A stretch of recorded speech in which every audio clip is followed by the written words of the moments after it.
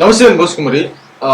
పవన్ కళ్యాణ్ గారు ఒక్కోసారి మాట్లాడేటువంటిది ఎలా ఉంటుందంటే, ప్రతి సామాన్యుడికి ఉండేటువంటి డౌట్లని ఆయన రేస్ చేస్తూ ఉంటాడు ఒక్కోసారి.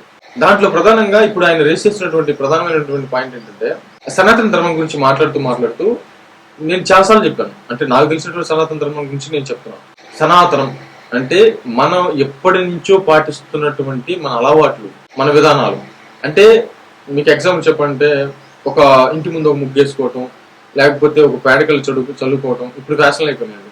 లేకపోతే పెరట్లో తులసి మొక్క, లేకపోతే అంటే నేను అంటుంది ఏంటంటే సైన్స్ గా చూడండి. మామూలుగా ఏదో ఒక కులానికి ఆపాదించొద్దు, ఒక మతానికో దేనికి ఆపాదించాల్సిన పని లేదు. ప్లస్ మన ఇంటికి ఎవరన్నా వస్తే అతిథి దేవో భవ అంటే మన అతిథిని గౌరవించాలి. ప్లస్ ఎవరన్నా సహాయం ఉంటే సహాయం చేయటం, ఎవరన్నా ధర్మో రక్షితి రక్షిత అంటే మన ధర్మాన్ని రక్షిస్తే ధర్మం మనల్ని రక్షిస్తుంది. అంటే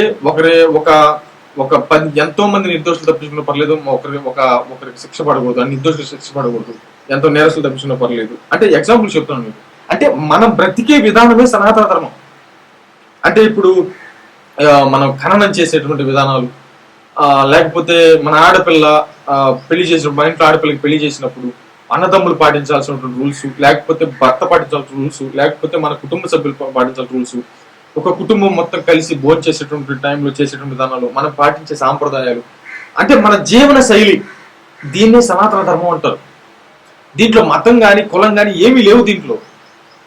కాకపోతే కొంతమంది పాటిస్తారు, కొంతమంది అన్ని కులాలు పాటిస్తాయి దీన్ని, అంటే అన్ని మతాలు పాటిస్తాయి దీన్ని. మీరు కావాలంటే గమనించుకోండి. ఇది భారతదేశం. మీరు ఎగ్జాంపుల్ చెప్తారు, ఇప్పుడు క్రిస్టియన్స్ ఉన్నారు. విదేశాల్లో అసలు తాళి కట్టేటువంటి పద్ధతే లేదు అసలు. మన క్రిస్టియన్స్ అంటే రింగులు మార్చుకుంటారు, అదే పెళ్లి అయిపోయినట్టు వాళ్ళకి. కానీ మన ఇండియాస్ లో ఏం చేస్తారు, నువ్వు ఎంత రింగులు మార్చుకో, అసలు రింగులు మార్చే విధానం లేదు. కొంతమంది మార్చుకుంటారు, కానీ తాళి మాత్రం కంపల్సరీగా కడతారు. క్రిస్టియన్స్ అయినా సరే తాళి కంపల్సరీగా కడతారు. ఎందుకు? మన సనాతనం. అంటే తాళి కడితేనే పెళ్లి, 3 ముళ్ళే 3 ముళ్ళ బంధం, ఇదే పెళ్లి. ఇట్లా ఉంటుంది. మనం నమ్మే మంచి, మనం భయపడేటువంటి చెడు, మన దేవుడు ఒక దెయ్యం, ఒక చెడు, ఒక మంచి, ఇవన్నీ కూడా మనం పాటించే విధానాలు, మనం చేసుకునే పూజలు, లేకపోతే చేసుకునేటువంటి ప్రార్థనలు, లేకపోతే మనం నడిచేటువంటి విధానం, మన బిడ్డలు వాళ్ళకి చేసేటువంటి మనం చేసుకునే పండుగలు, ఇవన్నీ కూడా మన సనాతనంలో భాగం.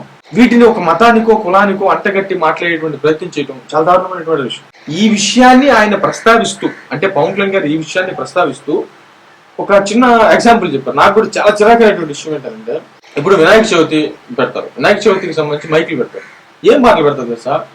జై జై బొజ్జి గణేష్ అనే కొన్ని పాటలు పెట్టిన తర్వాత, ఆకలిస్తే అన్నం పెడతా, ఊపిస్తే ఊపి పెడతా. ఏది దేవుడు ఉంటాడు. నేను ఎన్నిసార్లు గమనించాను, ఆ దేవుడు ఉంటాడు, అగరత్తులు వెలిగిస్తారు, మొత్తం అంతా చేస్తారు, అంతా బాగానే ఉంటుంది.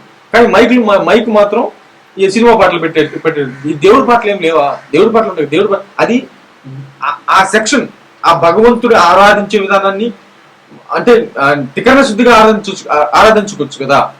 ఇప్పుడు సినిమా పాటలు పెట్టి అవమానకరమైన కాదు కదా, అవమానకరమే కదా. ఇది ఒక పద్ధతి. నేను ఇటీవల గమనించాను, క్రిస్టియన్స్ విధానంలో గమనించాను. అదేంటనంటే, ఏదో డీజే బాక్సులు పెడతారు. క్రిస్మస్ రోజున స్టార్ పెడతారు. స్టార్ పెట్టి ఆ స్టార్ కింద సినిమా పాటలు పెడతారు. అసలు నచ్చినటువంటి విధానమే సినిమా విధానం క్రిస్టియన్స్ విధానంలో. మామూలుగా సరే నువ్వు స్టార్ పెడతావు, స్టార్ పెట్టడానికి ఎక్కడా లేదు వాస్తవం చెప్పాలంటే, కానీ స్టార్ పెడతారు. ఆ పెట్టి కింద సినిమా పాటలు పెడతారు. ఆ దిక్కుమాలితనం ఏందో అర్థం కాదు. ప్లస్ ఇంకొకటి ఏంటో తెలుసా, కొంతమంది ఇంకా విచ్చలవిడిగా ప్రవర్తించడానికి ప్రయత్నం చేస్తారు. ఆ లైటింగ్ వేస్తారు, అన్ని చేస్తారు, దైవికంగా బాగానే ఉంటుంది. కానీ చర్చికి వెళ్ళకుండా రోడ్ల మీద విపరీతంగా డాన్సులు చేసుకుంటా. ఏది క్రిస్మస్ రోజు అసలు ఏది సంబంధం ఉంది? అసలు క్రిస్టియన్ విధానానికి సంబంధించి సంబంధం ఉంది అసలు? అలాగే అన్ని విధానాల్లో ఉన్నాయి. ఇవి చిరాకు కలిగిస్తూ ఉంటాయి. ఇప్పుడు మామూలుగా నువ్వు వినాయకుడి స్వామి విగ్రహం పెట్టినప్పుడు నువ్వు దేవుడికి సంబంధించిన పాటలే ఉండాలి. ఒకవేళ ఏదైనా పెట్టి కొంచెం కోలాహలంగా ఉండాలని కూడా దేవుడి పాటలే పెట్టు. అసలు వాస్తవం పెట్టాల్సినటువంటి అవసరం ఏముంది? అంటే మనం కొలిచేటువంటి విధానం మనం దైవికంగా కొలుచుకోవచ్చు కదా. విపరీతమైనటువంటి సౌండ్ పొల్యూషన్, శబ్ద కాలుష్యం, అది ఏ దేవుడైనా సరే శబ్ద కాలుష్యం, విపరీతమైన డిస్టర్బెన్స్ ఉండకూడదు. ఎవరు వాళ్ళు పూజించుకోవాలి, ఎవరి ప్రార్థన మందిరాల్లో వాళ్ళు ఉండాలి. ఇది కదా, ఇది పవన్ కళ్యాణ్ గారు చెప్పారు. అంటే ఎప్పటి నుంచో నాకు చిన్నప్పటి నుంచి చిరాకైనటువంటి విషయాలు అనమాట ఇవన్నీ కూడా. బట్ ఆయన ప్రస్తావించడంతో షాక్ అయిపోయింది. బట్ ఇట్లా ఉంటుంది, ఎంత లోతుగా ఉంటుంది పవన్ కళ్యాణ్ గారి యొక్క అనాలిసిస్ కానీ, పవన్ కళ్యాణ్ గారి యొక్క విధానం కానీ. మరే చూడు.